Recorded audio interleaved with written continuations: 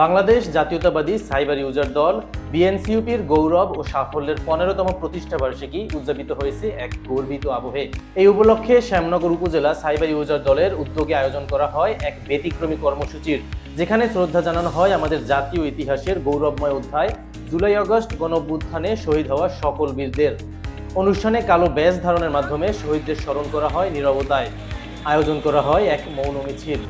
তাদের আত্মত্যাগকে সম্মান জানিয়ে অনুষ্ঠিত হয় বিশেষ দোয়া মাহফিল।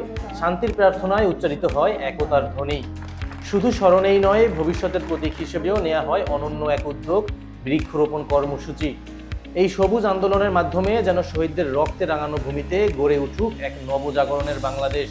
বিএনসিইউপির এই আয়োজন কেবল একটি প্রতিষ্ঠাবার্ষিকী নয়, এ এক অঙ্গীকার যা দেশপ্রেমের, দায়িত্ববোধের আর আগামীর অভিযাত্রার দৃঢ় প্রত্যয়ের বার্তা বহন করে।